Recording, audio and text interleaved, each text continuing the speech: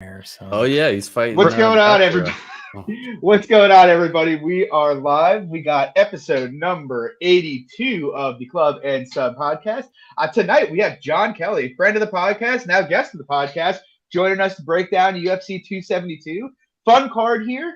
Some interesting angles to talk betting wise. So I'm excited to get you on here, Jon. What are your thoughts on the card, and what do you think?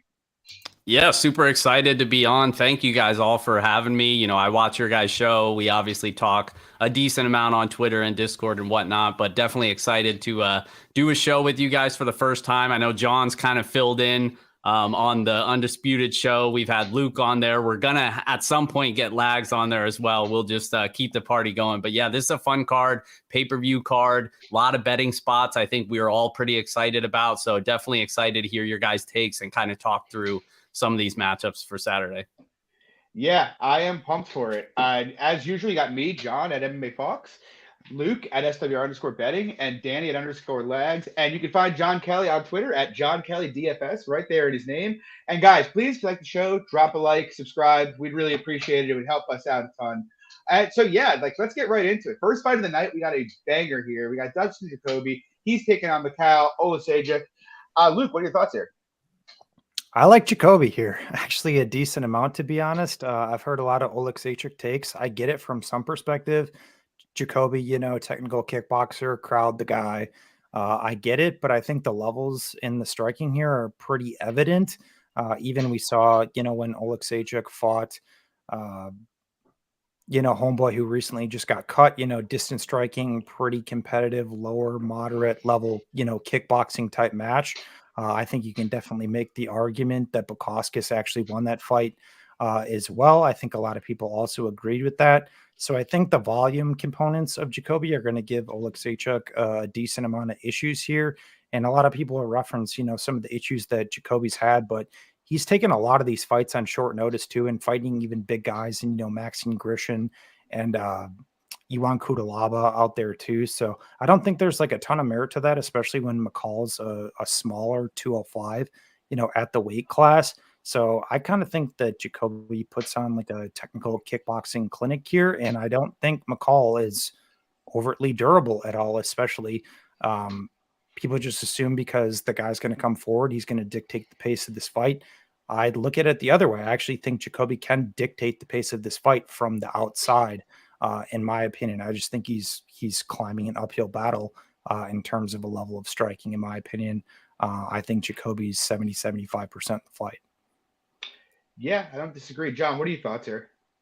Yeah, I don't really have a ton on this fight. This is kind of the fight where I'm like the least excited about. And I know that might even be a hot take right off the rip. But, going into the matchup, I thought maybe fight goes to decision or overs maybe had a little bit of value. It just seems like, neither of these guys are like potent finishers. Obviously, Oleksiejczuk has, the knockout power, but Jacoby's not really a knockout guy per se. Like maybe he can finish him with leg kicks. That's probably what you're fading here. So I think maybe overs were a decent look, but the market sort of corrected shortly after the open. So I don't have a play on this fight.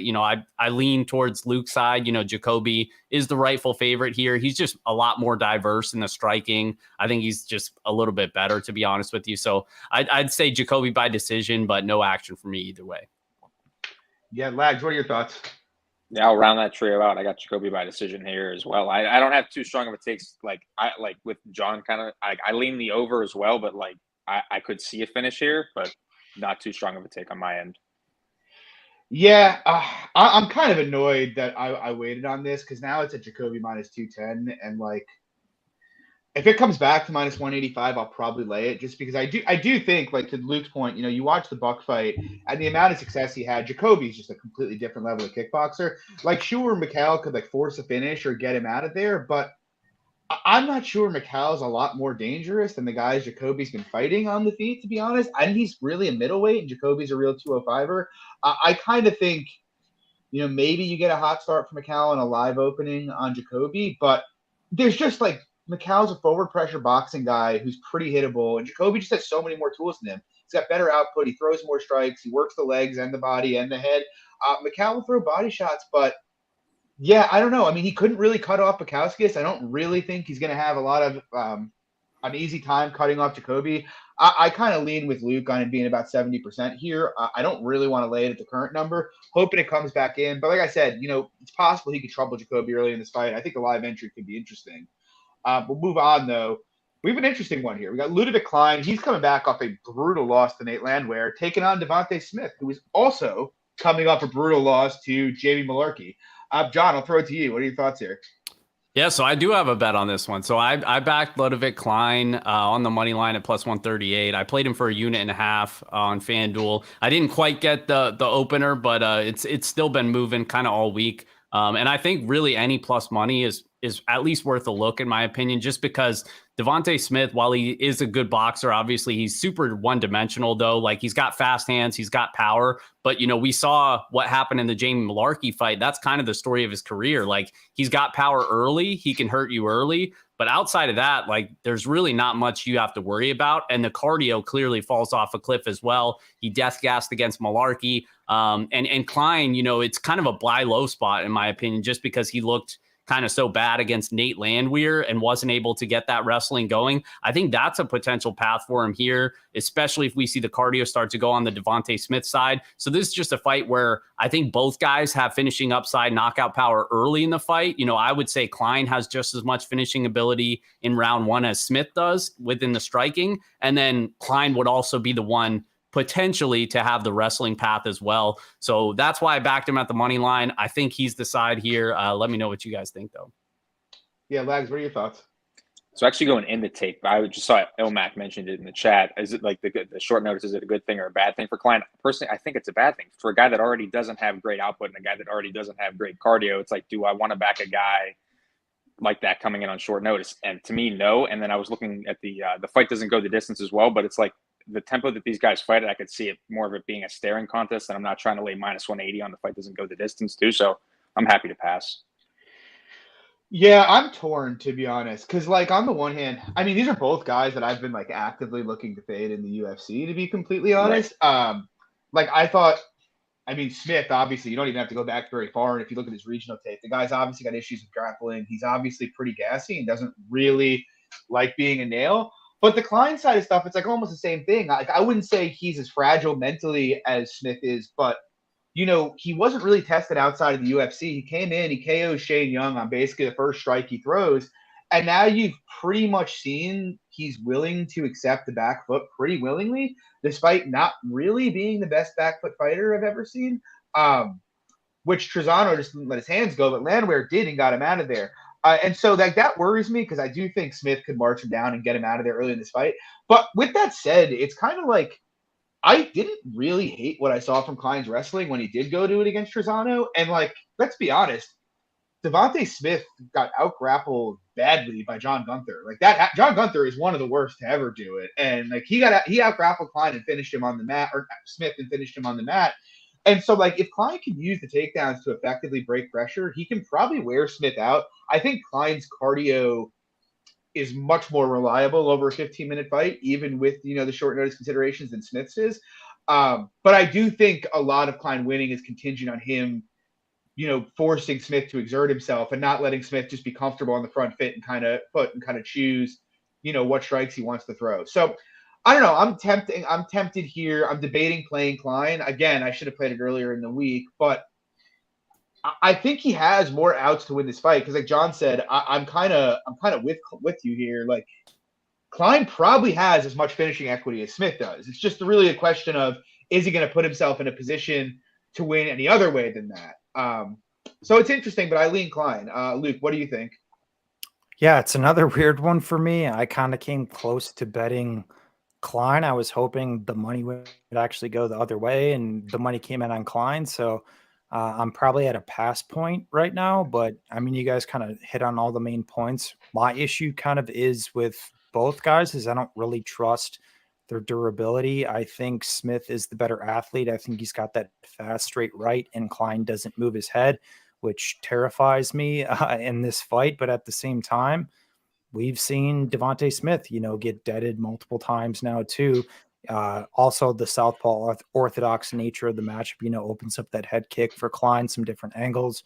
You brought up the wrestling upside. I do think Klein has some wrestling upside in this fight as well. I'm not willing to say that Devontae Smith is this excellent defensive wrestler or grappler based on him hitting a foot sweep, on Homeboy from my Extreme Couture, and Justin James. But yeah, I think either guy has probably minus 300 upside in the fight at the same time, or I could see kind of to Lags' point, both guys aren't really output-based machines, and you're seeing kind of a peppering mid-range type of steering contest. I lean Smith, but yeah, it's another one of the weird ones on the card.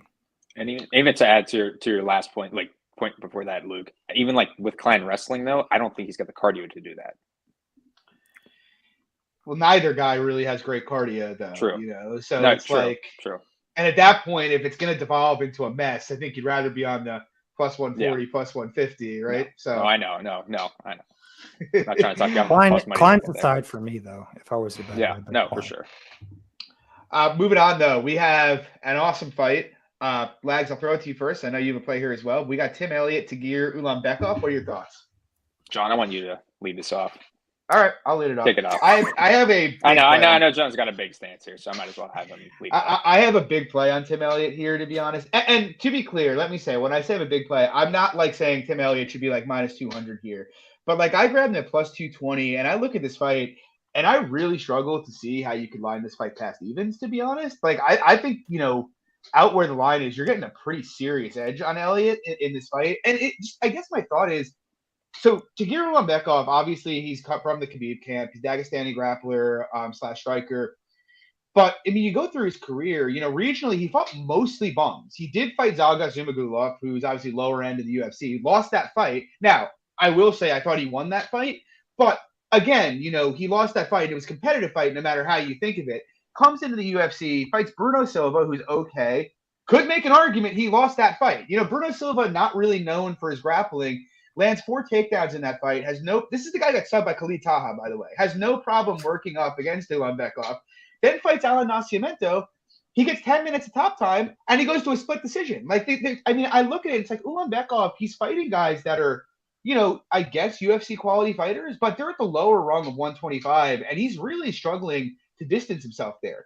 On the feet, he seems reasonably technical, but he's very hittable. He doesn't check leg kicks. And in the grappling, he doesn't really offer ground and pound. I actually don't think outside of a guillotine, his submission threat is even really that live from him.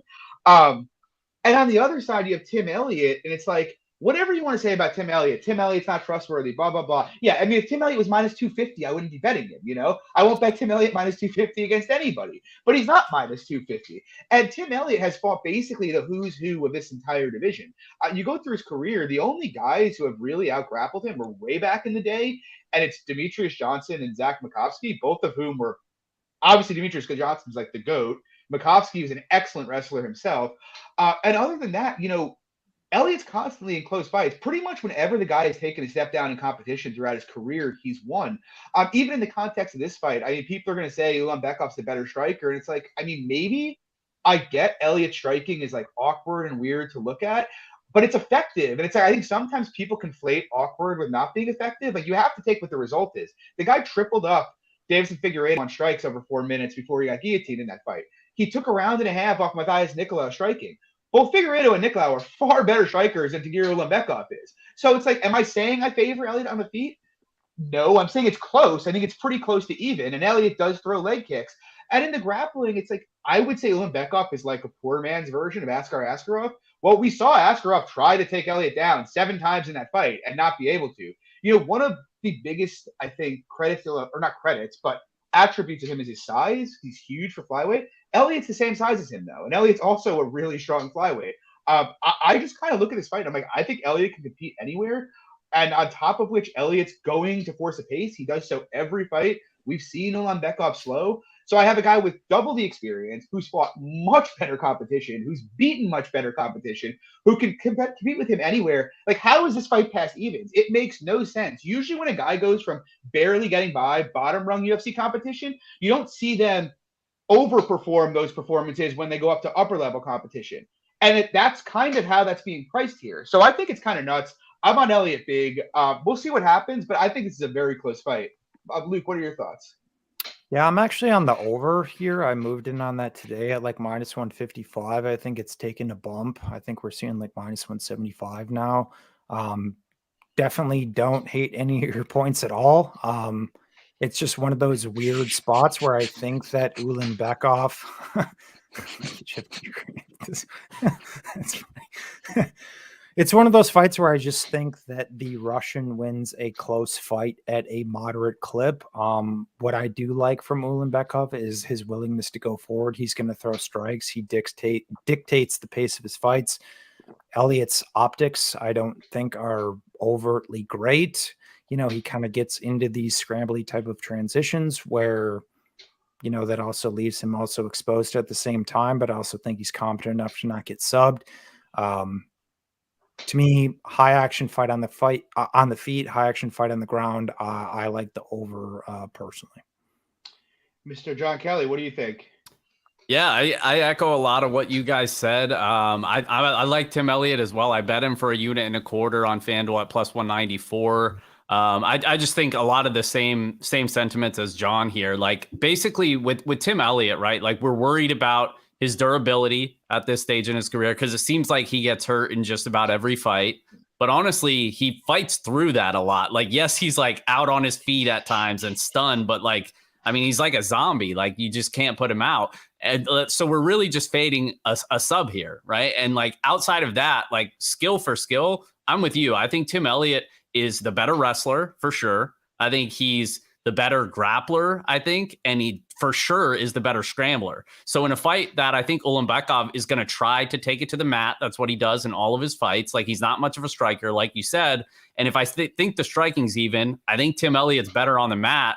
Like, what am I really afraid of here in that plus 200 range? Like, it doesn't make sense to me. This is like you said, like, I think more accurately, this would be around a pick. The only reason it's not is because of that, durability aspect and the optics, like Luke said, because, when Tim Elliott gets hit, it typically looks different than when, even when Ulanbekov will get hit in this fight. I'm sure it's going to look, he's going to wear it a lot better than Tim Elliott will. But like outside of that, like I think Elliott's the better minute winner here. And you said it, like the guy just hasn't been tested. I know I give a little bit more credit to Bruno Silva, not a ton more, but I do respect him a little bit more. But at the same time, like going from Bruno Silva to Tim Elliott, like you mentioned the credentials, like it's night and day. So in the plus 200 range, I think this is almost like a blind bet Tim Elliott spot. I think he could even be the one landing more takedowns than Ulanbekov, who doesn't really have a plan B when he can't land takedowns. So then he could just look kind of lost out there. So we're on the veteran. We roll with Tim Elliott one more time this weekend.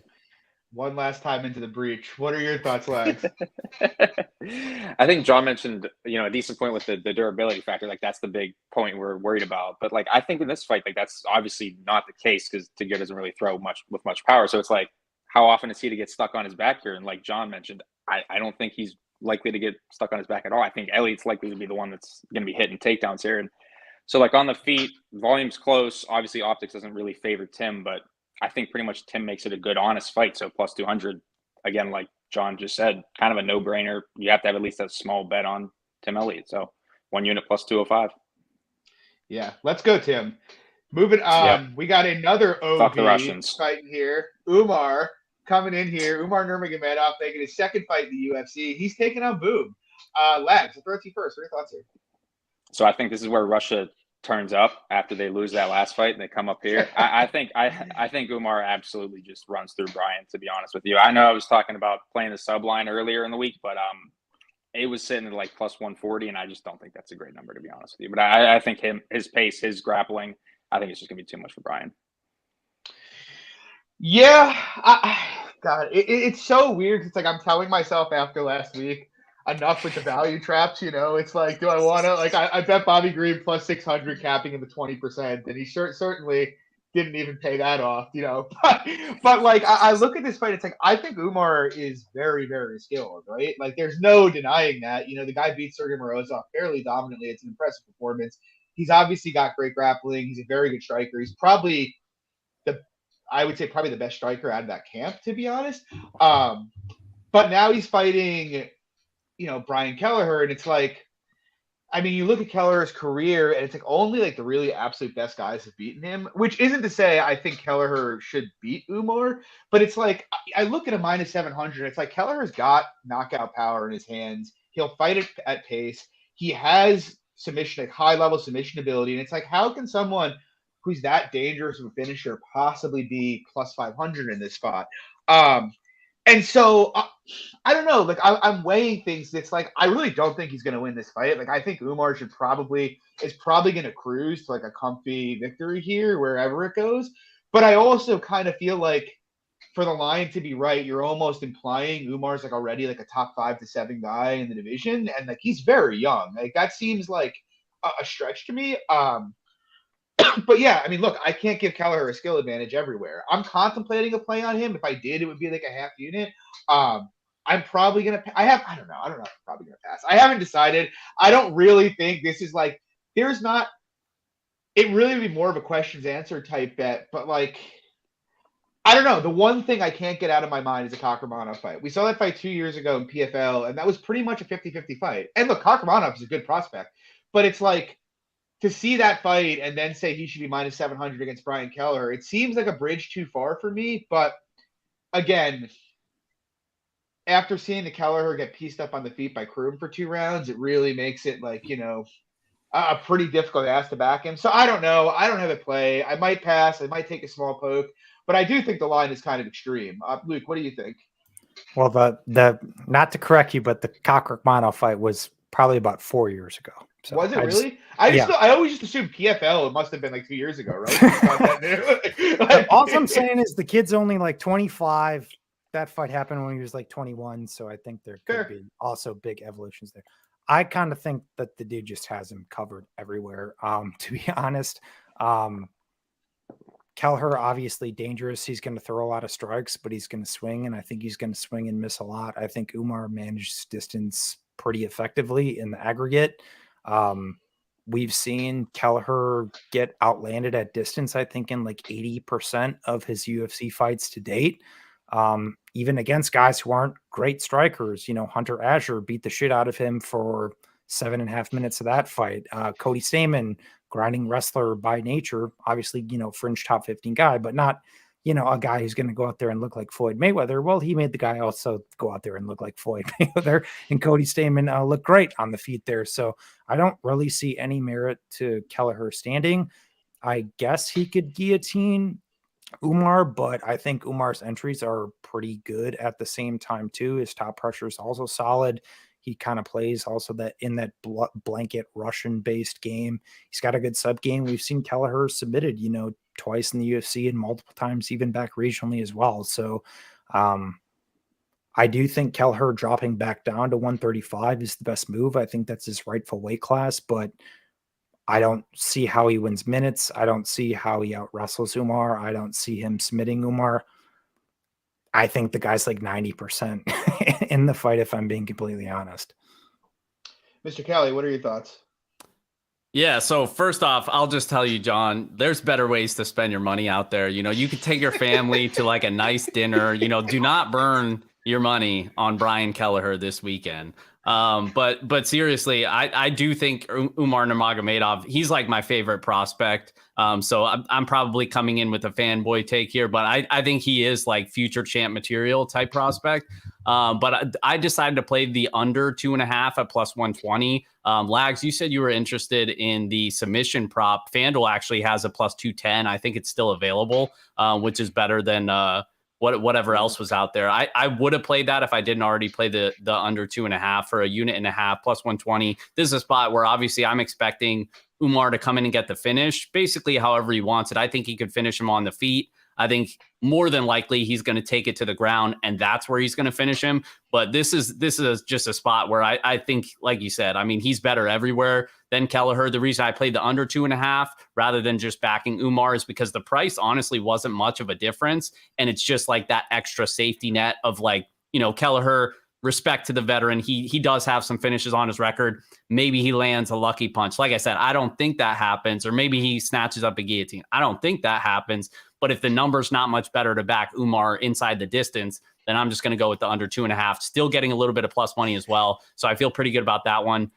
Played it for 1.5 on FanDuel. I think it's actually still available as well.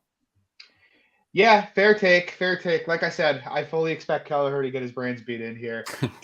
Moving in, we got an electric one here, though. This fight's got a lot of stuff going into it here. We got Marina Moroz, Mariah Agapova.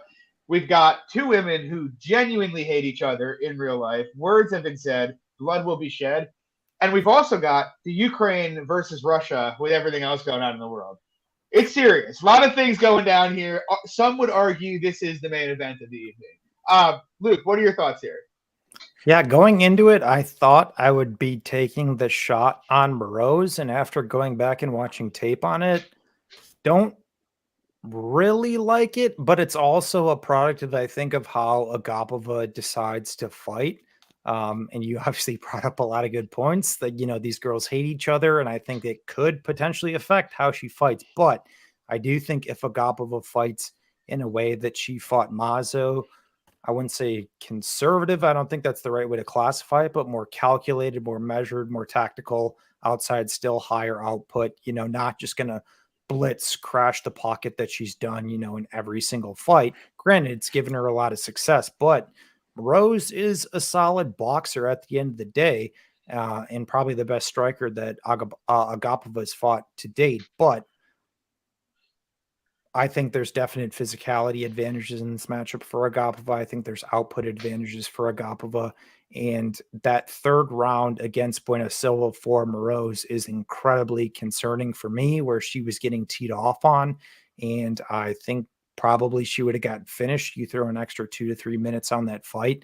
The wrestling, obviously, it's interesting. We've seen Moroz kind of mix that in recent years too, but I think we've also seen some good things from Agapova, outside of the Cortez fight where she obviously got grinded. Obviously Cortez is a much better wrestler than Rose, but she was able to reverse position, be defensively responsible in those spots to boot. To me, it comes down to how Agapova fights, whether or not Moroz is value, because if she goes buck wild and she tries to go and just play pocket boxing with Moroz, who is a Ukrainian national boxing champion, I might add to. I think the striking's competitive, but if she can be composed, I think she's the more effective striker. She's more physical. I think she's going to land the bigger shots in the fight. Does she put Moroz out? I'm not overtly convinced about that, but if she fights in a way that I think she can, I think Agapova can 100% justify her price tag, but we'll see. Jon Kelly, what are your thoughts? Yeah, this is not my main event, so I'll leave it short and sweet and let you guys kind of duke this one out. But I agree with some of what Luke said there. I think there's physicality advantages on the Agapova side. I think she probably lands a little bit more in the striking. I think she lands more impactful in the striking. Now, I do think Moroz has the wrestling upside. I'd say, like you mentioned, she's gone to it a little bit more in her recent fight. She's attempted actually 17 takedowns over her last 2 fights. Hasn't been like super successful in getting those to the ground, but she'll land a takedown or 2 here and there. And if we think the striking is going to be somewhat competitive and she mixes in a takedown, this is a winnable matchup for her. So maybe you just take the plus money plunge, but it's not a strong take for me. You mentioned the bad blood between these fighters. It seems like that's the narrative of this entire card, former training partners or, people that have beef or whatever. But yeah, it's not a strong take for me. I'd lean Moroz being the value side, but at the same time, like, I really was impressed with the way Agapova bounced back in her last fight. I'm not really rushing to the window to fade her, so it's just going to be a pass for me. Lex, how about you? Personally, I don't think there's going to be any grappling success at all for either of these girls. I think it's largely going to be on the feet, and I think similar to what Luke said, I think just the more impactful shots and just the more physical girl, and Agapova is just going to end up getting the job done more often than not. And obviously, she could go in, like you said, go in buck wild and just cardio death, and then Moroz takes over late. But I think if she stays calculated and composed, she wins this at a high clip. I just don't think Moroz's defense is all that good. Yeah, so like this fight is kind of like the story of a lot of the dogs on this card that I'm not betting or might bet for me, to be honest, where it's just like I look at the fight and I feel like skill wise it's there for Moroz to win. Like I actually think Yeah. it's possible that she might be more skilled than Agapova is. You know, she strings combinations together very, very well. I think her game's a little more developed than Agapova's is at this point in their careers. You know, I guess the problem for me is I don't think, and you guys all touched on it, but like I watch Moroz fight and I feel like she's not very physically assertive, if that makes sense. You know, she can get off volume, she'll string together combinations, but she doesn't really have much stopping power in her hands there. And the reality is it's not going to scare people off. And so while I think she's the better technical kickboxer, from a strictly technique standpoint, it's like I know Agapova's volume is going to be there. I know Agapova hits very, very hard. And it's like I bet Mazo against Agapova, and I was very wrong about that. Like it's not like I think Sabina Mazo is some star, but it's like that's a girl who puts out a ton of volume generally, and Agapova almost stifled it completely and outlanded her badly in that fight on the back foot, no less. And so I see that, and I'm like, man, if Moroz can't overtly affect her with the power of her shots, she's probably just going to be eating the harder shots here. And kind of to your point, Lags, like I think in theory there is some grappling upside for Moroz. You know, we obviously saw Dobson take Agapova down a couple times, but like I don't really think Moroz is the best wrestler, and I don't know how much of Shannon Dobson taking her down was her actually having horrible takedown defense, or you know the fact that she just completely gassed out a minute and a half into that fight. You know, I'm inclined to think the latter because if you look at the rest of Agapova's career, outside of the Tracy Cortez fight, she's always looked fairly strong in the grappling. And there's really no shame in being grappled by Tracy Cortez. So, yeah, my gut is Moroz is probably the value side here, but it's like, again, it's really hard in a high volume, low out or a high output fight where one girl actually can crack and the other one, you know, can't bust a grape to really kind of favor the one that can't bust a grape. I guess I more or less think the line is accurate. I think Moroz has some upside here, but yeah, I mean, it's a pass for me. Moving on, though, we're going to send it to Jon Kelly, the Nick Negumarianu whisperer. We got Nick Negumarianu taking on Kennedy and Sejiku. What are your thoughts, John?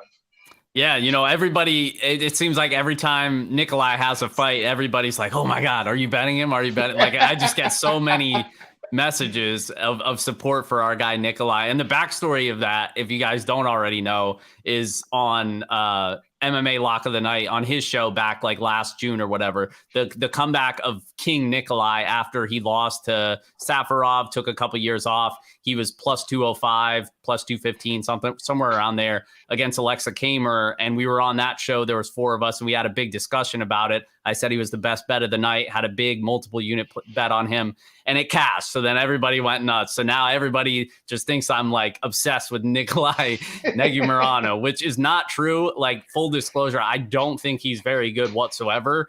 It's just like styles make fights. Every matchup is different. The thing about this matchup, because I don't think Kennedy Nzechukwu is very good either. He's been a guy that I've actively faded in the UFC multiple times. I think I've actually faded him in all of his fights. So I've been kind of 50-50, but it just feels like I'm always right when I fade him. So maybe that just sticks in my memory. But Nzechukwu, I think everybody's always like, well, he has all these tools. He's such a freak athlete, whatever. I can't talk. But when fighters don't know how to use those attributes, like, it's really just a red flag for me. Like, he's super, super long. He has like an 83-inch reach or whatever, but the guy's consistently getting backed up by people. Like, he can be taken down. I know he's good at not being controlled and working back to his feet, but he can give up takedowns. That could be a potential path to victory here for Nikolai. You know, he does have the background in Romanian wrestling. I know he's not a good wrestler, but, you know, he landed a takedown against Kmart. I wouldn't be surprised if he landed a takedown here. He typically attempts a few per fight. This is one where I just think Nikolai might be more active early in the fight. But the thing is why I didn't bet him is because I wanted a bigger number. Like, you're only getting like less than plus 130 or whatever it is. Like, I probably want like plus 150 or more. Then I definitely get involved. But Nikolai's a punching bag on the feet. This is one where I could see it being pretty even in the striking because I don't think either guy's very good. I don't think either guy's going to throw a ton of volume. I think Nikolai could do a little bit more, but I think his optics might be worse. Like, even if he's moving forward, he doesn't move his head. He's probably going to eat a lot of jabs. So it's like, unless I think he can have the wrestling success, and I'm not convinced that he'll even look to do that, It's just too short of a number for me. So unfortunately, I can't back my guy Nikolai this week, but I'm certainly rooting for him. The road to the belt starts once again on Saturday. Wags, what are your thoughts?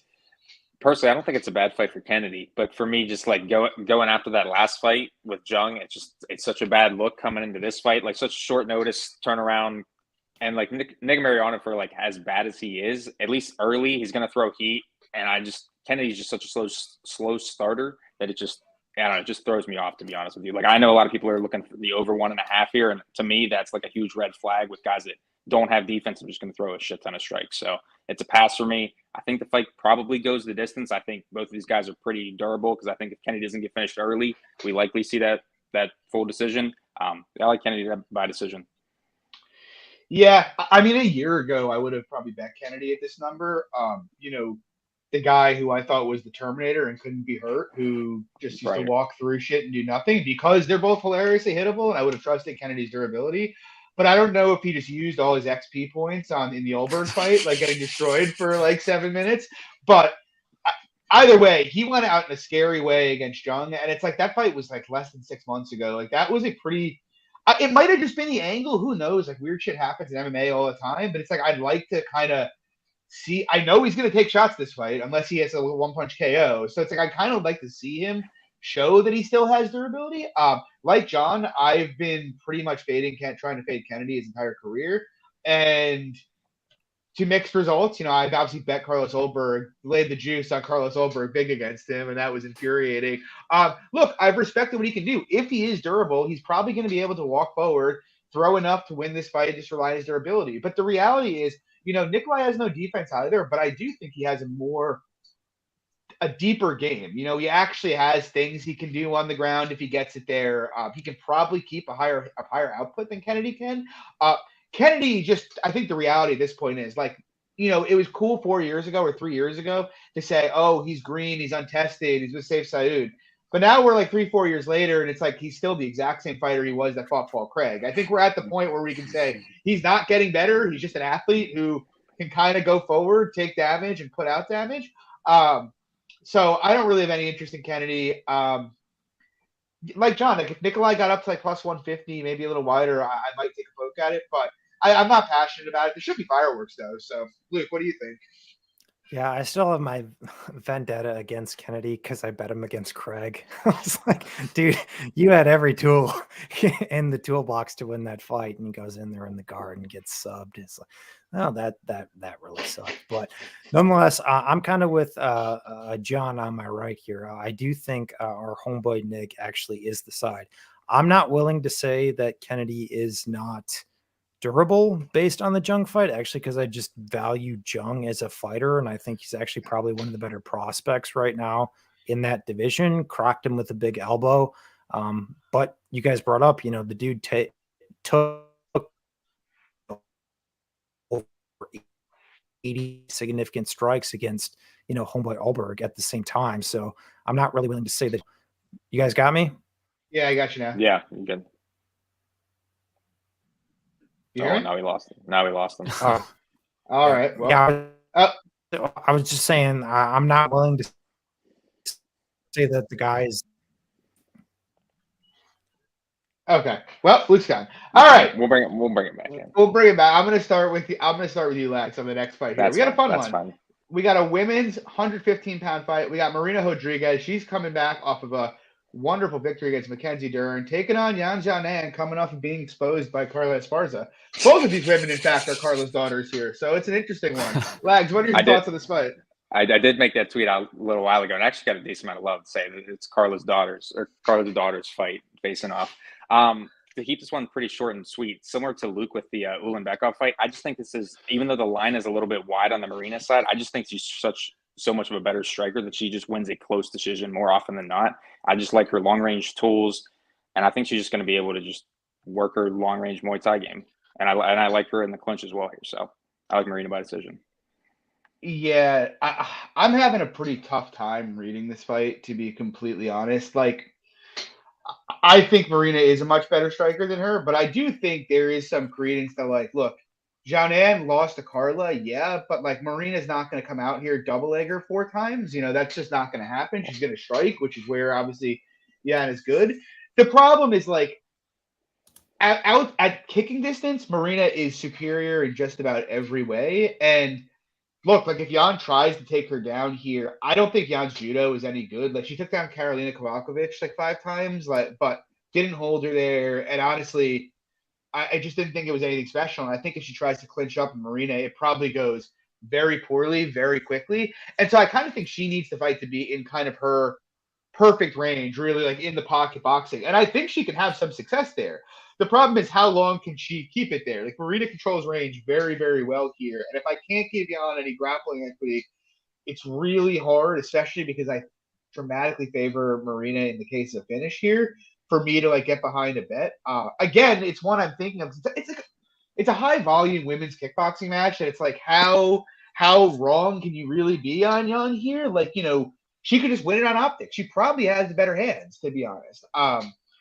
So I don't know. I'm debating a bet on Jan. Like I do think the line is extreme. It's just like I kind of feel like it's a close fight that Marina probably wins at a high clip. John, what do you think? Yeah, I'm kind of disappointed. You're always backing the big underdogs. I thought for sure you'd be with me on this one. I backed Yan Jianan at +210 for a unit on FanDuel. I agree with a lot of what you guys said. But I also I give more credit to her striking at distance. Like Marina Rodriguez, obviously she's way better in the clinch, right? That's where she excels. She's going to have a clear advantage in this matchup in the clinch. But I think her distance striking is actually being a little bit overrated in this matchup. We've seen multiple times, Michelle Watterson, had some success at distance. It was actually pretty even statistically speaking. Amanda Hebos outlanded her at distance. Going back further, Tisha Torres outlanded her at distance. So, I mean, it's not like she can't be outlanded at distance. And Yan Xiaonan obviously wants to move forward, trade in the pocket. That's where she excels. But I don't know. I think distance could be relatively close. I think Yan Xiaonan could have big moments in the pocket. She actually throws more volume than Marina Rodriguez does from a statistics standpoint. So it's I think it's going to be a high volume kickboxing match. Maybe when Xiaonan is trading with her in the pocket, then Rodriguez can clinch up and really take over that way. Sure. But also I would say that if anybody's going to land takedowns, I know we pretty much agree that her grappling's not very good, but I do think she could land a takedown or two here. I wouldn't be surprised if they start trading close enough and she just goes for a body lock takedown. We've seen that happen before. Karolina Kowalkiewicz landed multiple takedowns in that fight. I wouldn't be surprised. Marina does not have good takedown defense. That's always been a leak in her game. So it's I don't think Yan Xiaonan is a great wrestler, but I do think she doesn't have to be great to land a takedown or two, especially if there's high output striking exchanges where she's not really expecting to be taken down. So I think at +210, I think it's just going to be a pretty close fight. I'm going to take the underdog shot in what I think is going to be a competitive fight. And maybe that's just me being salty because she knocked out my girl, Amanda Hebos, but we're going to get her back on Saturday. We'll see. I'm rooting for you, man. I might still get there. Luke, what do you think? Yeah, I'm kind of with John as well. I'm probably going to take the shot on Xiaonan as well. I apologize, bounced out for a bit, but ultimately, I think Rodriguez is probably one of the best strikers in the division. She's obviously very technical, going to throw a lot of stuff, but so is Xiaonan, and she's tough.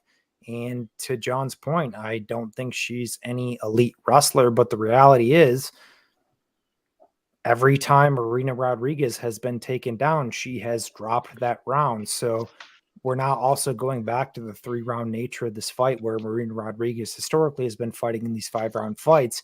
That brings a different dynamic. Whereas if you tell me that Xiaonan can land one takedown, within the first 10 minutes of this fight, you could be sitting on a +2XX ticket on a girl in a 1-1 fight going into 3 rounds. From a very base perspective, I think that's an interesting narrative too. Yeah, I do think that Xiaonan can give her some issues too with the volume. Like I said, I think Marina is the better technical striker, but once again, even despite her clinch game being good, I think that's actually where those takedown opportunities open up from John Ange. He's shown some good throws in those components to boot. So I'm not willing. I can't get over minus 200 with Rodriguez personally. I think it's probably like Rodriguez 65% at best. I think it's a competitive fight at the end of the day. So I'm probably going to end up taking the shot on John Ann. I'm just waiting because I think Rodriguez is going to continue to take steam. And I think I'm probably going to get John Ann like plus 250. Yeah, that's fair. That is certainly fair.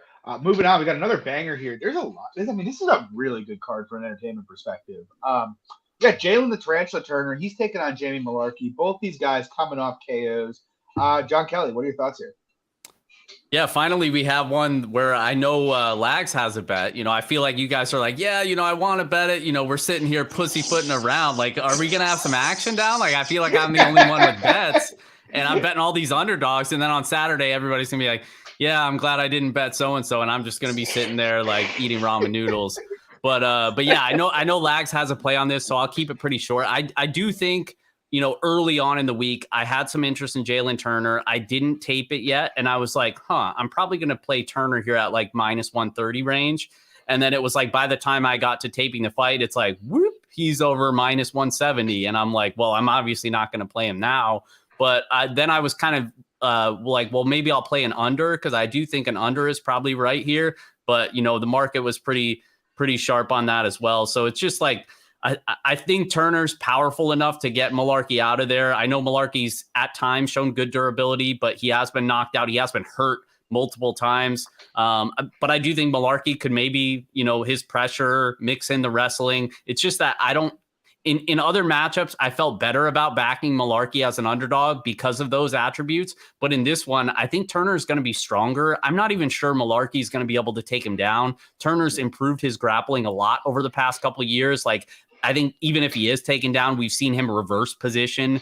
He's just a really strong dude. Like, I'm not looking to fade Jalen Turner whatsoever. So even though I like Malarkey, he's been kind to us as an underdog. He has a lot of traits that I like to back as an underdog. I really don't think this is the spot for him. And unfortunately, I did not get to the early Turner line, but I know Lags did, so I'll pass it over to him.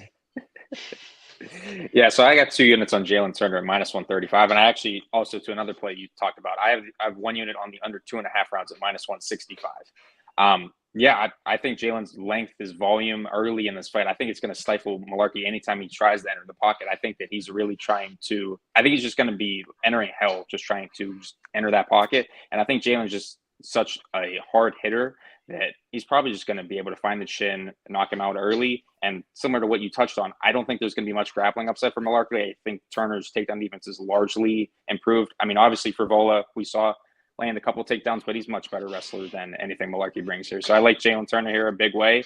I like inside the distance. I like under 2.5. I like violence here. Yeah, I'm in a similar situation to John, where I was like, I'm fairly bullish on Turner's upside, to be honest. Like, I don't want to, I'm not saying he's coming for the strap or anything, but I think the guy's got a lot of tools that work at this level. And he's obviously a great athlete with a great frame for the division. But I waited a bit to tape it, then I taped it, and I heard a couple of sharp people say they like Malarkey, and I was like, okay. I mean, the line usually goes their way. Maybe it gets to minus 110, minus 105. Next thing I know, it's minus 155, and now it's like, well, fuck. I mean, if he, like, my only real concern, to be honest, with this fight, looking at it for Turner, is the cardio for him, because the guy has slowed down later in fights. That's happened a couple of times, and it's something that, like, can't really be ignored. Especially given Malarkey's recent history of being like a zombie. But what I'll say is kind of both your points. I mean, look, Malarkey may try to grapple him. I kind of think if he does, he's probably going to end up on bottom and end up getting messed up pretty badly. Turner's, it's funny because like I've seen people like, oh, Frivola got him down. Like Frivola was a college wrestler who's a brown belt under Matt Serra. The guy is like a pretty like legit grappler. Like, no, he's not like a Dagestani level, but he's a very good grappler for like mid-level UFC, I think Frivola would like basically roll Turner, and not Turner, Malarkey. And like, let's just look. I mean, I don't want to like MMA math it, but like, look at how bad Perez Diaz's grappling is this past weekend, and Malarkey couldn't keep him on the mat. Turner's a pretty good grappler. I actually raised grappling a decent bit. I think if this ends up on the mat, it's going to go pretty badly for Malarkey. And at distance, it's like the same thing. Like, Malarkey's big. That's always been his biggest advantage. Is like he's kind of a big guy. He's 6 feet tall at 55. Turner is actually taller than him and a lot longer than him. You know, he hasn't really gone up against that before. He's super hittable. And I get it. I keep hearing people say he's a zombie, but the guy's been finished by strikes regionally twice. He got finished, or not finished. He was hurt badly a couple times by Bradley Riddell. He was hurt badly early by Devontae Smith. Like, this is, I'm not saying it's complete dumb luck that he hasn't gotten finished yet, but the reality is you watch the sport long enough, you see weird things happen fight to fight. Like Marcy Prano get finished in the first round 3 times in a row, and then him and Khalil basically slug it in the pocket and no one dropped. You know, weird stuff happens. So, like, I'm not really ready to say, you know, oh, he's a super durable zombie, because I do think Turner's bringing a level of precision that Smith didn't really have. Smith's more of a wild man. And plus, Turner has the upside, and if he hurts him, he can probably submit him here. So I do think when it comes to minutes and when it comes to skills, it's a huge edge for Turner. I just can't get past, like, if he doesn't get him out of there early, it's probably going to get pretty sweaty down the stretch in his fight.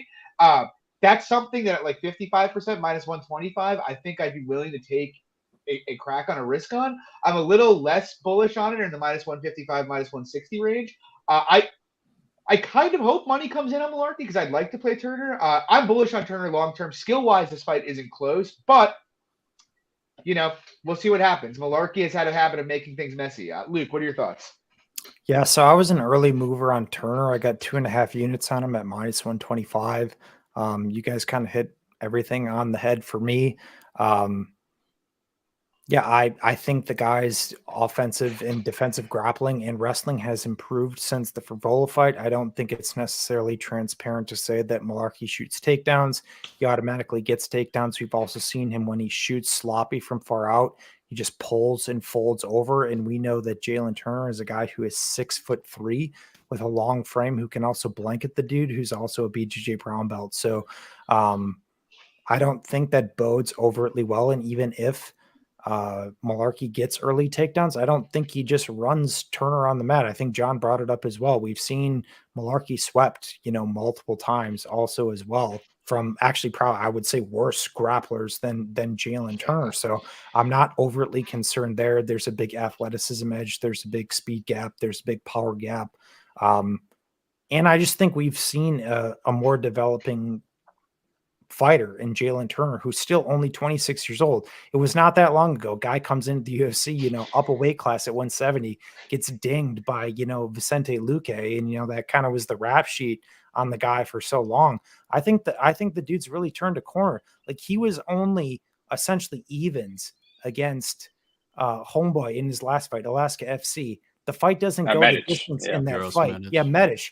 And was only minus 180 and that fight doesn't go the distance. Yeah. I think we all cleaned house on that fight. Like, that was a ridiculously priced fight all over the board or whatever. So listen, you bring up a lot of good contrarian points too. I do have some concerns with the fact that the guy has been kind of a zombie. He will go forward, attempt takedowns, but I do think that athleticism edge is a big one here, where I think him just like shooting far out. Well, one, he's going to potentially be eating up knees. 2, I think Turner's takedown defense is actually pretty underrated. 3, if he does get taken down, I think he's a sweep threat. 4, I think he's the better striker in the matchup. 5, I think he's the general better athlete. Pick'em made pretty much no sense to me personally. Yeah, I mean, I completely agree with you. Moving on, we have a messy one. We got Sergey Spivak. He's taking on Greg Hardy. Lags, what are your thoughts there? So similar to the last fight we just had, I have another violence bet. I got an alternate total of under 2.5 rounds, 2 units minus 175. And yeah, I think it is fairly simple as Hardy KOing Spivak early or Spivak taking him down later and finishing Hardy on the mat, because I think that pretty much anytime that Hardy's put on bottom, he's going to quit and he's looking for a way out. But similarly on the feet, I think anytime Spivak faces any guy that's hard hitting, comes forward, throws any kind of power, he looks for the door. He looks for the way out as well. So it's like, in that kind of fight, minus 175 for an under 2.5 rounds and the gas tank of Hardy, I think it's a no-brainer, to be honest with you. Yeah, fair. I'm contemplating a bet on Hardy here. I'm probably going to take a piece of Hardy in round 1 at plus 5. Hardy round 1 KOs plus 600. Yeah. I mean, I'm also contemplating the money line. Like, I kind of think, you know, he's had some bad optics on the bottom. He's had some bad issues with cardio in the past. But I kind of think there's like this blind assumption happening that like Sergey Spivak can do what Marcin Tybura did, and it's like, we actually saw Sergey Spivak and Marcin Tybura fight, and Marcin Tybura mollywopped him. Like, it was not like there is a huge level in the grappling between Tybura and Spivak. Look, I have liked Spivak in the past because for heavyweight, he's generally kind of busy and he'll attempt takedowns, and most heavyweights can't defend takedowns. But like, actually go and look at his wrestling. Like, I think there's people that are assuming like Spivak's like a B+ wrestler when he's probably more like a C+ who's wrestling guys who can't defend takedowns. Like, look at the takedowns he's getting against Jared Bandera, Carlos Felipe. He's basically just trying to sloppily grab underhooks and throw them. Same thing in the Tuivasa fight. You look at when Hardy's faced takedowns, even against Tybura before he got him down, Hardy's takedown even is pretty good. The guy's got really strong hips. He's a really powerful dude. I don't think Spivak hip tossing Greg Hardy. I think that's going to go very, very poorly for him if he tries to do that. I don't think he's going to easily get underhooks in the clinch. Even the idea that Spivak's going to go and wear on Hardy in the clinch, it's like, I guess he could, but Hardy he's going to have 40 pounds on him in the cage. He's so much stronger. He's so much of a better athlete. If Tybura couldn't pin him in the clinch, I really don't think Spivak's going to be able to. And so if that's the case, it's like, really, can Spivak make him work enough so his takedown defense kind of drops as the fight goes on? Maybe, but I kind of think if Spivak comes for him on the feet, he's playing a very, very dangerous game there. Like, Spivak's defense is almost non-existent, and I feel like very confident in saying Hardy's the superior striker here. My big concern with Hardy is just like the cardio. Like, the Tybura fight, he just emptied the clip trying to get Tybura out of there, and then when he didn't and he got taken down, you could see he had no interest in even trying to get up. He just flat out quit there. Definitely live to happen here again. Like, no question about it. But you also like go back and it's like the guys won multiple decisions. Granted, they were low volume, but like, he won a fight in the second round against Maurice Green. He went 15 minutes with Volkov, threw 160 strikes in that fight. It's not like the guy hasn't been out of the first round before or gone the distance.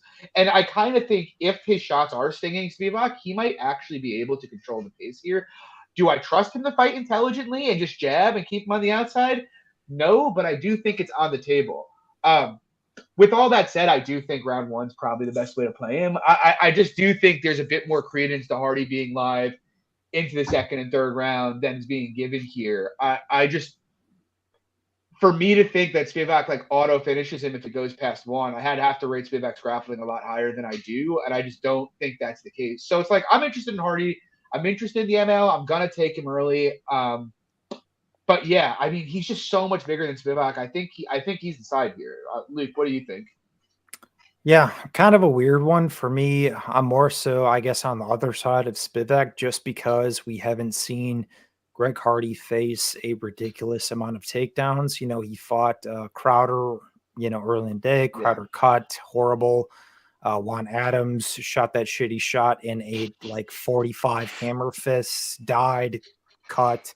And, he did look good early against Tybura in terms of stuffing takedowns, but he did death guess in that. So I think it's just kind of an interesting dynamic that Spivak, in relation to how he's winning his fights and where he is maximizing his win condition, he's attempting a lot of takedowns and he's getting takedowns at the same time. So for me, that's not an archetype that I want to bet against personally. I definitely understand the angle on Hardy. He's very live when this fight is at space, 100%.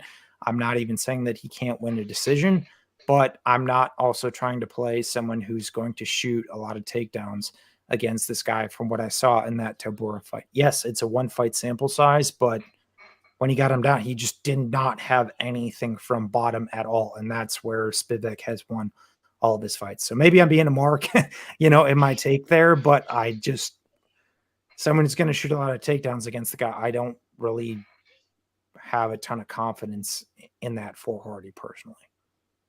How about you, John? Yeah, I don't really have a strong take here. I think this one kind of comes down to how you think Greg Hardy's going to come out and fight. And that's tough for me to decipher, because early on in his career on the regional scene, even early in the UFC, like, he was just the power athlete who's going to get in there and throw heavies and try to knock somebody out early. And then over time, over his last few fights, he's really turned into more of like a technical point fighter almost. And I guess that could be a path to victory for him here, but then you're relying on his cardio to be good enough for 15 minutes. You're relying on his takedown defense to be good enough for 15 minutes. And I agree with you, John, in that Spivak is not like some credentialed wrestler or anything like that, but it's like, I don't know if I trust the Hardy cardio if he's going to have to defend takedowns and keep the fight on the feet and continue to throw volume. And Spivak, like you said, has been a guy who generally is just pretty active in doing things. Like, he's not very good at what he's doing, but he's at least doing things.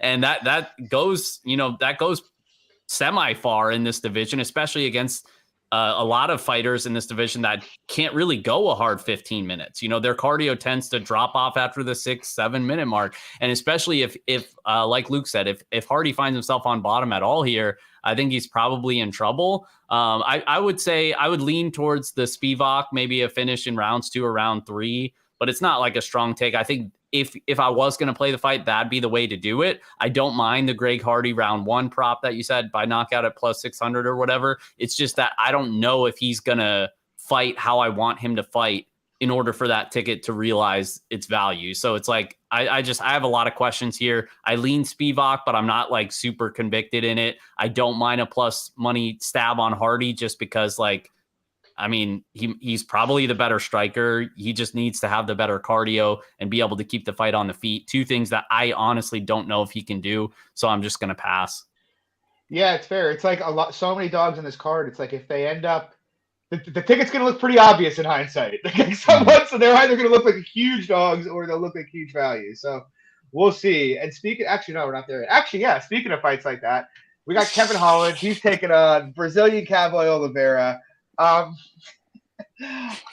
mean, am I going to bet Cowboy Oliveira? I really don't think I am, to be honest. Like, I really feel like this line is like, I really feel like the line's probably wide. Like, we're not like, it was 6 months ago we were talking about the fact that Kevin Holland can't get off his back or stuff takedowns, and now he's fighting Cowboy Oliveira, who attempts 5 to 6 takedowns a fight. Like, it's not like he's fighting a guy who's not going to go out there and get them. Historically, I think he gets about 2.3 a fight, and he's facing a guy with 4 takedown defense. So it's like, if Cowboy Oliveira comes out and fights to a game plan here, there are very strong paths to victory where he is not plus 275. The problem is, like, you listen to his interview this week, and he's like, "I'm going to knock him out," and it's like, dear fucking Christ. Like, are you actually going to come out here and swing with Kevin Holland? Like, is that really going to be the plan? I would hope he's smarter than that, but I don't know. Like, the guy's made a career out of doing dumb stuff. He's not very reliable. He's getting older.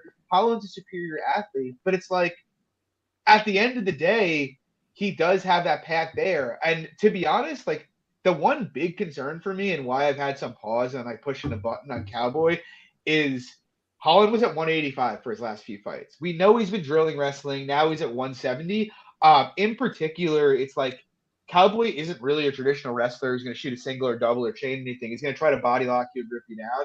And Holland's probably going to be stronger than him. And I will say, I did think Holland's made some improvements in the clinch in the Dawkins fight, to be honest. Like, he was just doing things and grabbing a whizzer or occasionally pummeling an underhook that we haven't really seen from him before. And so that is a concern for me, because the reality is, we talk about it on this show all the time. Size matters in this weight class. The guy's winning fights up at 185. Now he's fighting at 170 against the guy who's pretty gassy and probably over the hill. I think Holland has a massively covered standing. So I don't know. I'm probably going to pass it just because Cowboy has to fight pretty much a perfect fight, like, to win it. But I think the path is there. Like, I think laying minus 300 Holland is crazy, to be honest. Like, I could never get on board with that. But yeah, I just don't have enough faith in Cowboy to execute a game plan. Luke, what do you think? Yeah, big pass for me. I mean, I think you hit on all the main points as to why you can't really lay minus 300 on Kevin Holland. Run back through his whole career. Guy gets stuck on bottom in virtually every fight. Cowboy Oliveira will attempt takedowns at times, but the move down to 170, I think that definitely brings a different dynamic in the sense that when we see Kevin Holland getting grinded, at least more recently, big guys in Brunson, in Vittori and stuff, more physical. I mean, those guys wouldn't sniff 170 if they were anorexic. Like, I mean, like it just ain't happening. So, there's something to be said there. And if you actually look at, back at Cowboy Oliveira's like wrestling based, success, it's actually probably primarily coming earlier on in his career. He's not necessarily a guy diving on legs for 15 minutes in this part of his career debut. I'm more so of the opinion that the guy is kind of showing up for a paycheck. He's got 361 kids in Curitiba that he has to feed. And props to him there. But I kind of think Holland actually knocks him out within a couple rounds, to be completely honest. Length's pretty different. We'll see. We'll see how it goes. Jon Kelly, you have a different opinion. Not really. I mean, I do think Holland wins here. I'm not in the business of backing like 40-year-old Brazilians who don't even really train MMA anymore. So I can't get behind a play on Cowboy Oliveira. To your point, like, yeah, if you knew he'd come in with the right game plan, then sure, he could have a potential path to victory here. But I mean, let's be honest. Like, I mean, I don't blame him for not like training anymore. Like, he has like 15 kids. Like I just have one kid and like, I'm so tired. I can't even get on the Peloton like more than once a week because of my body just hurts. Like imagine having 15 kids, being actively in their lives and then trying to go train MMA. So I don't blame him, but I don't expect him to look good here against Kevin Holland. I think Holland's the better striker. I think he puts it on him. I think Holland by sub isn't a bad look for like a long shot prop. I think it's like plus 800 or something like that. I didn't bet it personally, but maybe come Saturday, maybe I'll take a little sprinkle on that because, we've seen Oliveira kind of pull a stunt and get submitted in the first round multiple times recently. So I wouldn't be shocked if Holland showed off that black belt in jiu-jitsu either. Lags, what do you think?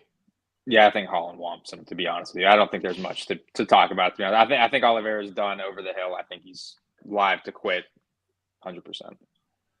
All right. Well, with that, we move to our feature bout of the evening. We got the return of Thug Nasty. He's taking on Edson Jr. Barbosa. This is an electric bout. Jon Kelly, what are your thoughts here? Yeah, this is one we talked a little bit pre-show about. It's like I'm probably betting Edson Barbosa here. I'm just like I definitely was more confident earlier in the week, and now just after talking to some people, and I don't know, maybe I'm in my own head a little bit. I think I'm still going to pull the trigger. I'm just kind of waiting because it's really been one-way action on Bryce Mitchell, and this is just a spot where I love Bryce Mitchell as a fighter. He does a lot of good things. Obviously, his grappling is pretty good if he's able to get the fight to the ground, which he has so far in the UFC. But the level of competition, doing that against Charles Rosa, who Derek Minner was able to do that too, for example, and then doing it against a guy like Edson Barbosa is a pretty big difference. And I don't know if he's at that level yet. It's just a spot where it's like Barbosa's let me down before, most recently in the Giga Chikadze fight, but I think I'm just going to burn more money on him again here and make Bryce prove it to me because Barbosa has a lot of tools here. Like Barbosa's the better striker for sure. He's going to be landing those leg kicks. I think he's going to beat up the legs of Bryce early.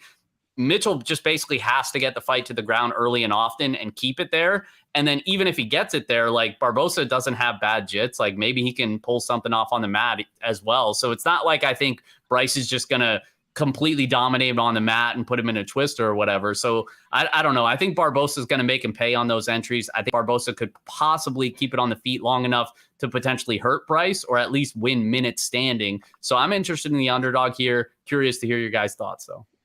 Lags, what are your thoughts? To me, I think it's just kind of one of those prove it spots. I think like John touched on, the strength of schedule for Bryce Mitchell isn't that good, to be honest with you. Like, would it shock me if he was able to just run through Edson here? No, it wouldn't. But like also laying minus 150 on him pre-fight, it's like, what the hell are you doing, to be honest with you? Just personal, in my opinion. I just think that the strength of schedule gap here is huge. That I think that this is just warning of a pass, even if you like the Edson side, just because I think that there's merit to both guys. I think that Edson could have, that success in the striking, but I could also see Bryce ragdolling him for 15 minutes. So it's a pass for me.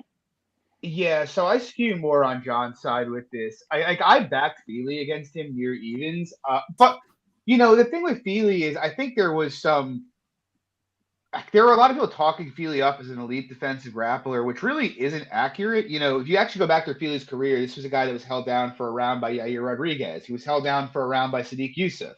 You know, he was held down for 7 minutes by Felipe Aranches. It's a guy who's been grappled a lot in his career. You know, he kind of had one outlier fight, the Dennis Bermudez fight, but, you know, Mitchell getting takedowns there wasn't that shocking. And like rewatching that fight, look, I mean, Mitchell looked good there. No, you can't take anything away from him. He landed 7 takedowns, put on a pace. You know, you got to respect that. But, you know, he was kind of just powering through Feely's underhooks. Like, if Edson Barboza gets underhooks here, Mitchell's not powering through for a takedown. And like, look, just going back and looking at Mitchell's career, like I said this to you guys before we came on, but it's like Mitchell got out grappled by Brad Katona, who's a 135er. He gave up 8 minutes of control to Tyler Diamond in the tough finale. He gave up 7 minutes of control to Bobby Moffitt. You know, if I told you a random guy, didn't give you any backstory around him, and said he got out grappled by those 3 guys and he's not a good striker and he's minus 150 against Edson Barboza, you'd laugh, right? But because we've seen it and because he dominated Matt Sales, can't grapple at all. I mean, look, Jordan Leavitt just turned him into a pretzel. You know, out grappled Charles Rosa, also can't grapple at all. And then Feely, who's an okay grappler, but who's been held down by a lot of guys. And now he's fighting Barboza. And it's like, I heard somebody say this week, oh, you know, he should just do what Kevin Lee did to him. And it's like, Kevin Lee would wear Bryce Mitchell like a hat. Like, are you kidding me?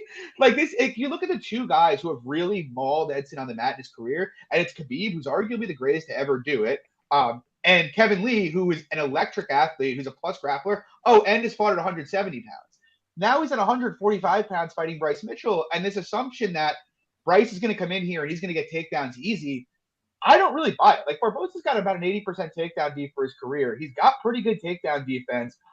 He's very strong. Like, it's one of these fights where, like, I don't think there's a lot of places Bryce is safe unless it's top position. You know, if he's on the outside and kicking range, he's going to get chewed up. And, like, if he enters and he doesn't, like, hit his single immediately and he has to enter the clinch, Edson is so strong in that position and is like a master at Muay Thai. Like, he is going to mess him up there. Like, I haven't seen a lot of Bryce Mitchell landing takedowns via chain wrestling. I kind of think that's a dangerous area for him. And on top of it, John touched on it. Like, the leg kicks are going to be there. What happens if Edson lands 3 or 4 hard kicks and suddenly Mitchell's leg is compromised? There is no real scenario I see, unless he just kind of mean KOs him, where Mitchell wins minutes on the feet here. If he has to stand with Barboza, he is going to get ripped through. Look, if I'm wrong, and like if Mitchell can get takedowns with relative ease, he is going to dominate. Like, I think we all know that. You know, he's going to look like a huge favorite. I just think, kind of like a few fights on this card, like there's some real questions about, you know, the guys that Mitchell has taken down. You know, he has yet to prove he can take down a tough grappler. And I kind of have this suspicion with Mitchell, like at some point he's going to hit an athletic wall. And when he hits it and he can't just, you know, assert his will over his opponents, he's going to get like beaten up pretty badly. And I kind of think it might be here. You know, you watched Barboza fight Makwan, and he got taken down a couple times in that fight, but mostly he just fought on the outside and made Makwan come to him. And, you know, Mitchell is not going to be able to shoot shots from 8 feet out here and get him down. So I kind of think if he stays calm here and just kind of forces Bryce to come in, he has all the tools to handle him. And I'm not saying I would necessarily price Barboza a favorite, because maybe Mitchell can get him down. But I think there's enough questions about how good Bryce's wrestling and grappling is.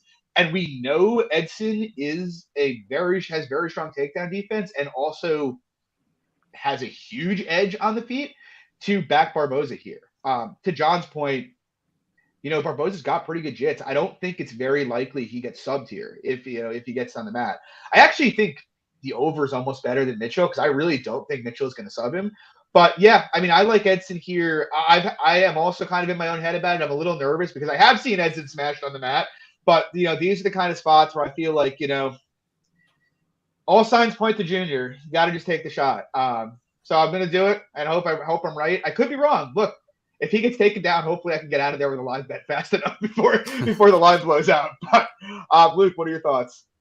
I'm kind of like largely with you guys as well from a betting perspective. I think Barboza is the side. I lean with Mitchell just because I think he is going to maximize that path. How that plays is where I'm in the betting ether, you know, where I just really don't know. To your point, Kevin Lee, Khabib, 155 back down at 145. How much does that play a factor? You know, I'm not sure, but there is no delusions that Barboza is the better striker in this fight at all. So We continue to see Mitchell money come in, and kind of plus 150 is my consideration number on Barbosa. So we will see how that goes. But yeah, I don't know. It could be a trap on Barbosa too. And to your point, John, he just ragdolls the guy. That's but why I'm passing. at plus 150, I feel like I'm compelled to take at least a poke. Yeah. Agreed. Yeah. Agreed. I don't hate that number, yeah. And honestly, like if he gets grappled, it gets destroyed, then we learned a lot about Bryce Mitchell, right? So, I'm kind of happy to figure it out.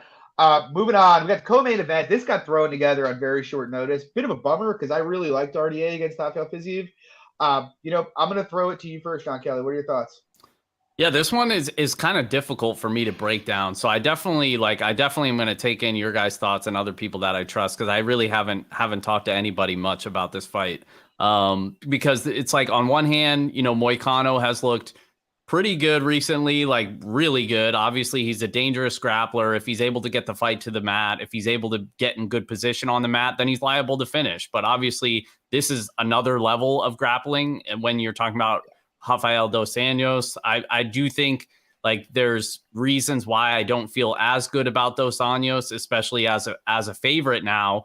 He's closer to 38, like he turns 38 later this year. Like I don't think he's washed, but like I really am worrisome about like aging fighters like that, especially coming off a sizable layoff. Like, yes, he looked pretty fine in his last fight. Obviously, he's not prime RDA anymore, but like then a long layoff, it's like there's not much like when they age like that, right? Like improvements, you'll see like, steady incline up and up. On the decline, when they get to a certain age, it's like they could be like, oh yeah, they look a little bit worse. Maybe they lost half a step, and then it's like a total cliff dive. So it's like I really like, especially as a favorite, like I get so scared to back these aging fighters as a favorite, even though skill for skill, I think they're probably better. I think he probably has better cardio. This is going to be 5 rounds. Obviously, Moicano's on short notice. I do think he could land takedowns himself here. When it comes to the grappling, I don't know who I would favor in the grappling. I think maybe Moicano is more dangerous to finish early in the fight, but RDA has never been subbed across his career. I doubt Moicano is able to do it. And then if you like Moicano as a dog, you got to worry about the chin. If this fight plays more so standing on the feet, like he's liable to get hurt. Dos Anjos, I know I just talked about how old he's getting, but I think he can still throw hands. And he's always been a technical boxer. So it's just one that I've gone back and forth a lot. Like I thought that I was going to see more value on Moicano as an underdog. And the more I looked into it, the more I was like seeing paths for RDA here, but then it's like, well, he's getting older now. I don't know, coming off a decent layoff. So it's just kind of a wishy-washy take for me. I think there's better spots that I feel a lot better about on the card. So I just stuck with those for this one. Lags, what are your thoughts? Yeah, it's a weird fight to analyze, I'd say, from a betting perspective. From a fan perspective, obviously, it's going to be a great fight. But from like a betting perspective, I think it's just tough because Moicano, obviously, I think for an underdog at plus 160, I think he's going to fight for your dollar. I think he's like competitive everywhere this fight goes, in the striking and in the grappling. I don't think either guy is to have a ton of success grappling unless RDA maybe down the stretch. But I think it's pretty much a wash there. And then in the striking, I think it's pretty competitive, to be completely honest with you. So I would just say the only reason why I wouldn't have a poke on Moicano is just the short notice, the 5-round nature of it. So that's about it, to be honest. But I think Moicano gives a decent account of himself. Yeah, I'm going back and forth in it. Like, I've thought about hitting Moicano at one point. I thought about hitting RDA. Probably means I should stay out of it, to be honest. Yeah. Because like John touched on all the key points about RDA's age, and that was a concern. Like with the Fiziev fight, it was like, look, I know if he comes out and did what he did against Elder and he doesn't die, Fiziev's going to be sucking wind by round 3, and I can trust his cardio. But like this is a different dynamic. Like I do trust Moicano's cardio late. We've never seen the guy slow down. But on the other hand, Moicano used to fight at 45. He's only had a couple fights up a weight class. Now he just fought 10 days or 15 days ago, and he's taking the short notice of 160. Fighting RDA, who fought for a title at 170. On top of which, Moicano, there's almost no data of him on his back. Tukugov took him down way back in the day 3 times, but Tukugov's not a threat to do anything really on top. So it's like you can't even really put any stock into it. Whereas, if RDA gets on top of him, that's dangerous. And we see it time and time again, I don't want to generalize all Brazilians, but many black belts and jiu-jitsu guys from Brazil tend to play guard off their back. And like if Moicano does that, this could just be, oh, RDA lays on top of him for 25 minutes, you know? Like that's a very live outcome. RDA can still box, could probably knock him out. But again, you have, RDA at minus 170 against the guy with pretty sharp hands. What is RDA's chin like? What is his performance like? What's his speed like? I don't know. There's a lot of questions here. I would skew to the side of RDA just because, I know RDA isn't getting held down here, even if Moicano hits takedowns. The guy's the more established fighter. He's fought better guys. He's beaten better guys. But there's a lot of questions. And it's one I'm interested to see it play out. It should be a fun fight, but I'm not really looking to get money down on it. Luke, what do you think? Yeah, it's one of those ones, given all the variables, I think you can make a ton of different arguments, a ton of different ways as to what's value, what's not. But what I did say in the group chat that we talked about a couple days ago, I'm not willing to back somebody coming in, on less than 2 weeks notice in a 5-round fight. I'm just, out of sports betting principle in MMA, I'm not willing to do it. To your guys' points, though, I think from skill set for skill set, Moicano does have the game to give RDA a lot of troubles. It's just, to your point, John, the guy hasn't been shot on a ton. So if RDA shoots, how does that go? The striking, obviously RDA more established, 5-round fights. We haven't even seen Moicano in a 5-round fight now, taking it on short notice. How does that hold up? But skill for skill, I mean, if you put both of these guys, in the grinder and said, you got 3 months, go out there and fight. Is RDA minus 170 in that skill for skill? I don't think so, personally, at this point. But that's not the reality of the situation and what we're living in right now. So I think RDA being a favorite does make sense, but I'm really not counting out Moicano here because, to John's point, these Brazilians over 35 can just fall off a cliff at any time, and we've seen it multiple times too. So we'll see how it goes. I favor RDA, but I wouldn't be surprised, if homeboy Moicano can give him some issues. Who would you pick in a 3-round fight? Like Kaiser, I saw that, and to be honest with you, if I got plus 150 on Moicano, I probably would bet it. I would too. I don't know if it would change the calculus much for me. John, how about you?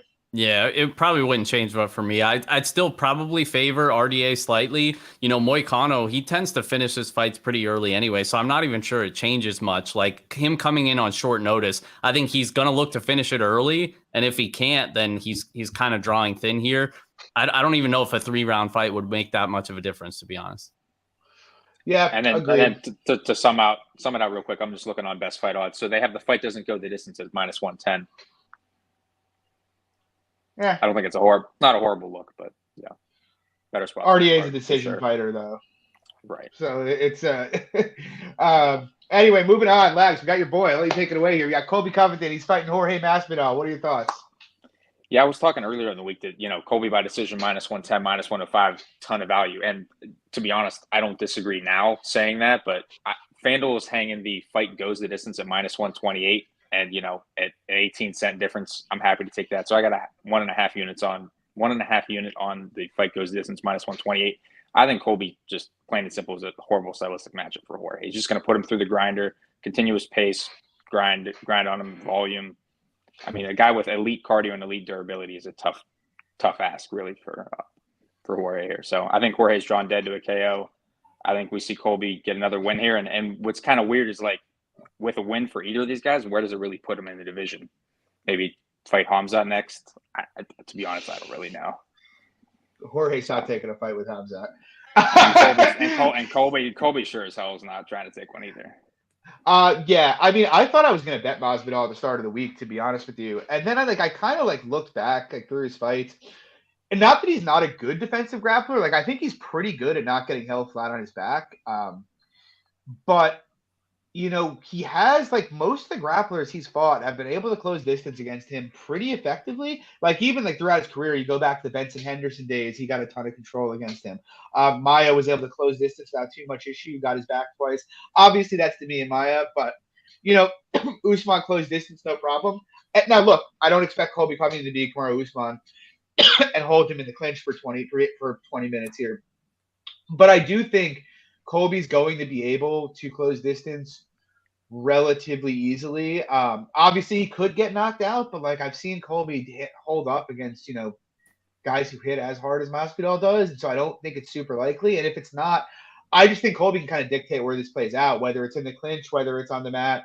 I don't think he can hold Masvidal down, but it's like we just talked about a guy in RDA who fought for the title and fought Covington for the title at 170, and like he was a 155er like Masvidal as well. And frankly, I'd rate his defensive grappling a bit better than Masvidal's, and Colby was basically able to trap him on the fence for most of that fight.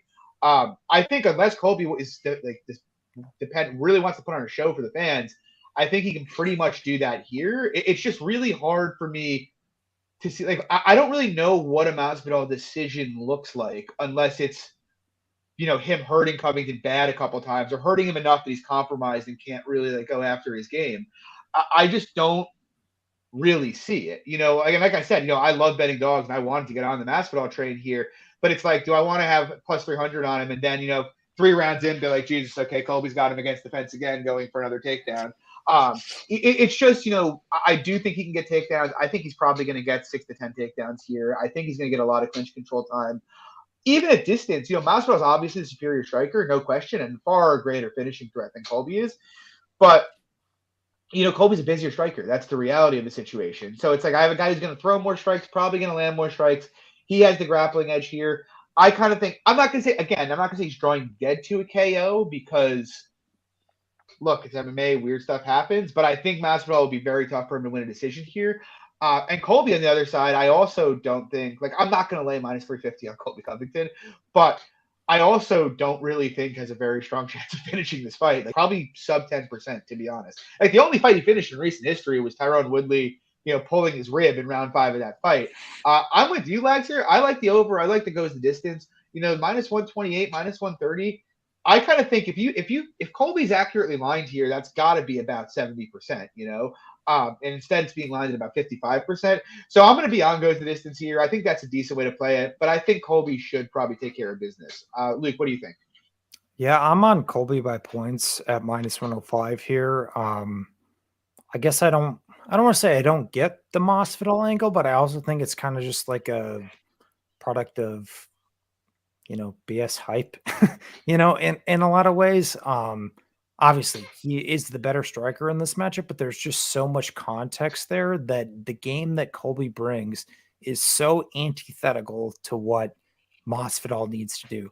Pressure, output, pace. People say, okay, Luke, well, what if he doesn't get, 10 takedowns or ground him, shoulders on the mat for 15 minutes? What happens? Like, it doesn't matter. We saw what happened when, against Usman. He has that game where he can play, up, down, mat return. Even if you go back to Covington's fight when he fought Robbie Lawler, he did that like masterfully, up, down, or whatever. When Lawler thought he was going to shoot takedowns, what did he do? He went up top with strikes and then just switched it up. Like, I think it's very similar here. I do think that Masvidal can provide some effective resistance early. Yeah. He's not a guy, to your point, who's largely out there getting, just flattened on the mat. But it's been these attritional, grinding-based game plans historically that have given Masvidal troubles in the past. You touched on the Henderson fight. You touched on the Maia fight. You touched on the Usman fight. That's the game that Colby's going to bring, but Colby also brings the game of the hands. It's not just the wrestling. So that gives it also another component that sets up his hands in this fight. So I think I don't want to say there's some narrative because obviously Colby's, minus 330, on the fight, but I just don't really overtly understand the Masvidal love this week. I think the money line's probably accurate, but I don't think the decision line on Colby is accurate. I don't think the over is accurate, and I don't think the goes decision is accurate. So I think play that however you would like. Mr. Kelly, close it out for us. Yeah, you guys said you don't understand the Masvidal angle. BMF, bro. That's the angle. He's a BMF, two-piece in a soda, right? Three-piece. No, three-piece in a soda. Yeah. No, I'm totally with you guys. I think this is a terrible matchup for him. I think Colby pretty much wins this pretty much every minute of the fight. I mean, I will say that Masvidal is probably drawing dead to a knockout just because it's like, I don't think he wins minutes here. And even if he does for like enough to win a round, I don't think he can do it for 15 minutes and win 3 rounds. It's just that, like you said, the combination of the high output, moving forward, mixing in the takedowns, the control time. Like, I think he lands multiple takedowns here. I think he controls him for at least half the fight. And I think he outstrikes him as well. So I'm on Colby, closing out a parlay from last week with Sarukian. And then I'll probably be joining you guys on goes to decision as well. Very nice, that parlay, John. Arvin Sarukian. Thank you. Yeah, I usually don't do that, but this year I noticed like that the times where I have done it, I've actually been really, really good. So I'm like, maybe I should do more of these. You know, maybe I'm turning over a new leaf here, becoming a big chalk juice boy parlay. We'll see.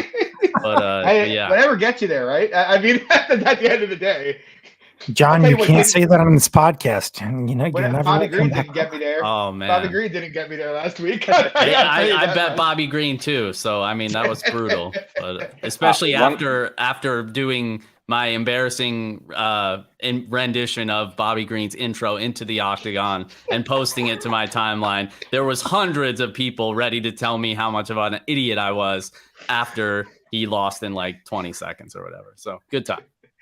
Yeah, fair. Lags, what were you gonna say? I was gonna say what Luke touched on, like the narrative of like the overs and the goes distance, like the pricing and whatnot. We saw this kind of similar in the rematch. I was just looking right now again on Best Fight Odds, the rematch with Usman. Like we had the over 3.5 rounds in that fight was -140. Like yeah. we're just kind of seeing just like that narrative bias of, oh, Jorge's gonna come in, he's gonna knock him out. So let's just price the go, like doesn't go at minus number type of thing. But yeah. It's also kind of weird because Masvidal's obviously a big hitter, but like I kind of think his power is probably being overrated because of the Till and Askren fights. Like if it's not like he's really been out here just murking people like Francis Ngannou at 170. And it's not like Colby. It's not like Colby has bad durability either. Mm-hmm. It was. I mean, that was a 5th round after taking a shit ton of damage. He got pieced in the first by Till too. People forget that. Mm-hmm. Like he got pieced in the first in that fight. That would be pretty bittersweet if I'm on the over and Colby knocks him out in the first round. That would be that would be something. But yeah, guys, thanks for coming out tonight. Jon Kelly, thank you for joining us. You want to shout out your show, everything you're doing? Yeah, for sure. You guys can shoot me a follow on Twitter at Jon Kelly DFS. That's my YouTube channel as well, Jon Kelly DFS. Me and Jonas Schiffman, another friend of the show. We do a weekly betting and DraftKings show. That'll be every Thursday at 9 p.m. So be sure to check us out tomorrow night. And you can find the rest of my work. I'm always posting it on Twitter, but you can find it at ftndaily.com, ftnbets.com. Do a lot of video content on my YouTube, trying to grow it over there. So appreciate any love you guys can throw my way. Yeah, thanks a lot, John. And once again, thanks for joining us, guys. It's Jon Kelly. You can find him on Twitter at Jon Kelly DFS. As usual, you got me, John, at MMA Fox, Luke at SWR_betting, and Dan and Lags at Danny_Lags. Thanks for coming out again, guys. Please drop a like and subscribe, and good luck on your bets this weekend. We'll see you next week. Take it easy.